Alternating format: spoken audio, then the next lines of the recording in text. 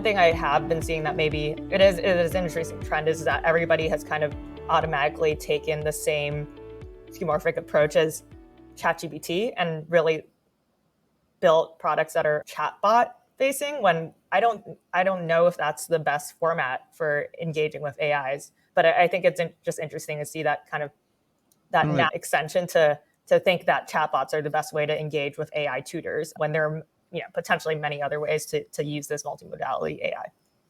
That's one of the most frustrating things I've seen with a lot of ChatGPT things is they're conflating an interface chatbot, which could be AI and could be kind of like the old school thing you do when you need to change your flight on United or whatever. Yeah.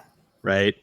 With the idea of generative AI. And they're actually separate concepts that those always get so kind of overlapped. Yeah. And I actually think exactly what you're saying. Like, I actually think the more exciting applications of AI in education are actually invisible ways of embedding AI. I think we've seen basically every company from Chegg to even Khan Academy to Quizlet and many others basically be like, we're AI now, and we've rolled out a chatbot that you can chat with. But I don't think that is going to lead to better learning, better outcomes, more productivity. I do think where you're going to see more gains is when you embed AI in ways that already exist in their workflows, and people might not even know that they're engaging with AI. Have you seen any responses from either schools or teachers or someone about that kind of split of the, we'll just take a picture of your homework and we'll give you the answer versus I think what a lot of Conmigo did where they're the kind of the two different agents and trying to really be a teacher, not just we'll solve your homework for you, which is what I imagine every student wants. Yeah, for sure. I think it's interesting because you've seen a lot of different reactions to this. So the knee-jerk reaction is AI is going to cause cheating. Nobody's going to ever be able to learn. And so you kind of saw this in even New York City public schools. They banned it and then they unbanned it, and now they're working with OpenAI. Pandora's out of the box. I don't think there's going back to a world without this technology. And so I think there's definitely a lot of questions about cheating. I think a lot of higher ed institutions are grappling with that right now.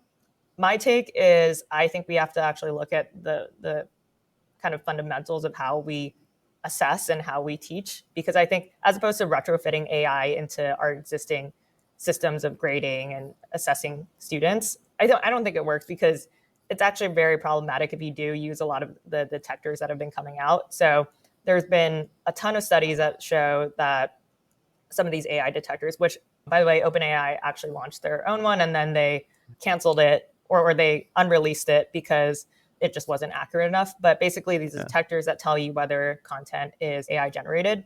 Time and time again, that those type of detectors end up misidentifying content, especially against like non-native English speakers. And I think false positives, especially in a higher ed setting or even K-12, can be really problematic for students. So yeah, I think I don't know if there's one popular camp about what types of AI study tools are best. I think people are kind of still in that figuring it out mode, but I do think we have seen a little bit more of an openness to embedding AI into the student workflow than before. And I do think the companies that do speak the language of educators will prevail better than I think maybe some of these solver tools that are just saying, hey, give us your photo of your homework and we'll solve it for you. I think companies that are kind of taking an approach of we'll be a co-pilot, will help you get to an answer, but we won't give you the answer type tools are maybe having better success in actual, school district or teacher sales.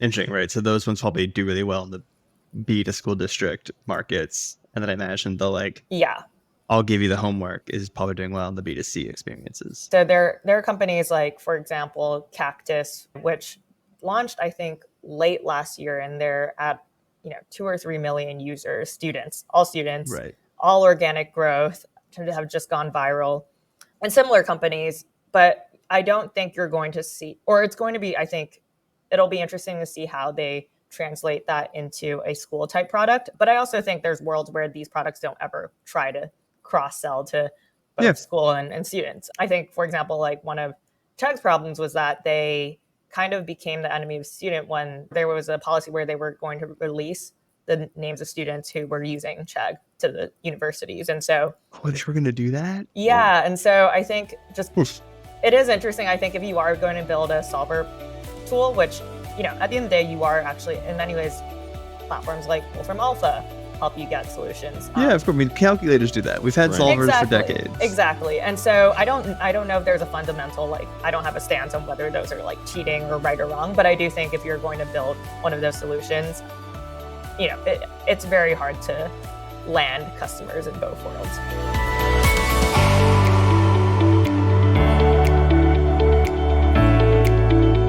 Did you learn something just now?